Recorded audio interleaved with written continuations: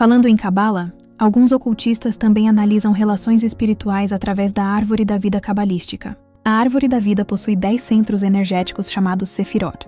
Cada alma tende a manifestar certas qualidades mais fortemente em determinadas Sefirot. Por exemplo, pessoas muito mentais costumam vibrar fortemente em Hod. Pessoas movidas por emoção e paixão vibram em Netzach. E quando a consciência começa a despertar espiritualmente, ela se aproxima da esfera de Tiferet, que representa o centro da alma. Quando duas pessoas possuem caminhos energéticos que se complementam dentro da estrutura da Árvore da Vida, pode surgir uma ressonância profunda entre suas consciências. Mas esse tipo de análise exige estudo sério de cabala hermética. Não é algo que pode ser reduzido a frases rápidas ou conteúdos superficiais. Agora, chegamos a um ponto extremamente importante dessa conversa.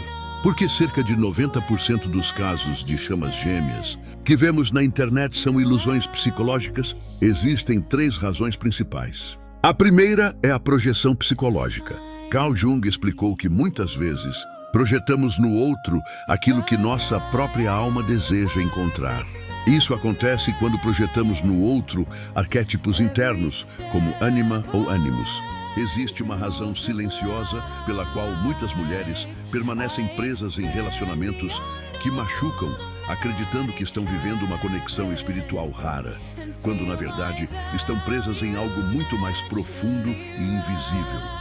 Isso se chama trauma de apego, e quase ninguém fala sobre isso. Muitas mulheres acreditam estar vivendo uma história de almas destinadas, uma conexão kármica ou até o famoso conceito de chama. Mas o que parece destino muitas vezes é um padrão psicológico profundo que começou muito antes desse relacionamento existir.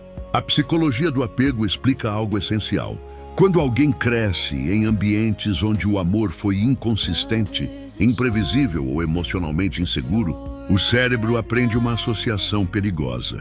Intensidade passa a ser confundida com amor e instabilidade passa a ser confundida com profundidade. É assim que surgem alguns dos padrões mais dolorosos nos relacionamentos. Um deles é o apego ansioso, no qual a pessoa vive com medo constante de abandono e se esforça excessivamente para manter o vínculo, tolerando silêncios longos, frieza emocional, promessas quebradas e ausências inexplicáveis, porque acredita que precisa provar que merece amor.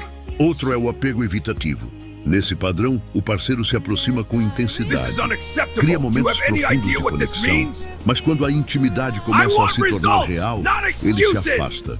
Existe ainda o apego desorganizado, no qual o desejo de proximidade convive com um medo profundo da intimidade. Quando o apego ansioso encontra o apego evitativo, nasce um dos ciclos emocionais mais poderosos que existem. Primeiro vem a aproximação intensa, depois o afastamento doloroso, em seguida o retorno cheio de promessas e logo depois uma nova ruptura. Cada volta desse ciclo ativa no cérebro mecanismos muito parecidos com os da dependência emocional. Dentro dessa dinâmica, muitas mulheres passam a aceitar migalhas afetivas. É apenas um padrão emocional que precisa ser compreendido para finalmente ser quebrado. E a terceira razão é a mercantilização da espiritualidade. Nos últimos anos, muitos conceitos espirituais foram transformados em produtos. O conceito de chamas gêmeas se tornou uma narrativa extremamente sedutora porque promete amor predestinado e conexão eterna. Mas dentro das tradições iniciáticas verdadeiras, essas conexões são consideradas extremamente raras. Antes de encerrar, eu quero compartilhar algo pessoal com vocês. Há cerca de 3 anos a minha mediunidade vem sendo desenvolvida, de forma muito intensa. E nesse processo eu comecei a perceber algo muito claro, dentro da minha própria caminhada espiritual. Existem conhecimentos que eu acesso, seja através dos estudos ou das experiências espirituais, que eu sinto que a minha egrégora espiritual permite que eu compartilhe. E existem outros conhecimentos que simplesmente não me são permitidos divulgar.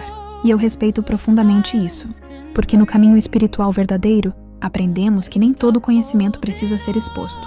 Muitas vezes o conhecimento precisa primeiro ser integrado em silêncio. Hoje eu compreendo que o meu papel não é dizer para alguém quem é ou não é a sua chama gêmea. Meu papel é observar, orientar e ajudar quando sou solicitada. E muitas vezes, quando essas almas chegam até mim em busca dessa resposta, o que eu percebo é que a missão delas não está relacionada a uma chama gêmea. Na verdade, em cerca de 90% dos casos, o que está acontecendo é um chamado muito mais profundo da própria alma. Um chamado para descobrir a própria missão de vida. E quando essa missão começa a ser compreendida, a busca desesperada por uma metade desaparece. Porque a alma finalmente começa a encontrar o seu próprio centro. Para quem deseja estudar esse tema com profundidade, eu sempre incentivo que busquem as fontes clássicas. Algumas obras importantes incluem o Kybalion, atribuído aos 3 iniciados, a Cabala Mística, Dion Fortune, a Árvore da Vida, Israel Regardie, os Arquétipos e o Inconsciente Coletivo, Carl Jung, Psicologia e Alquimia, Carl Jung, a Doutrina Secreta, Helena Blavatsky. O conhecimento está aberto para todos, mas existe uma verdade que todas as tradições iniciáticas repetem ao longo da história. Nem todos estão preparados para o conhecimento. Não porque ele seja proibido, mas porque, enquanto o ego governa nossas percepções, a verdade espiritual sempre será distorcida para servir aos desejos da personalidade. O caminho espiritual verdadeiro não alimenta ilusões.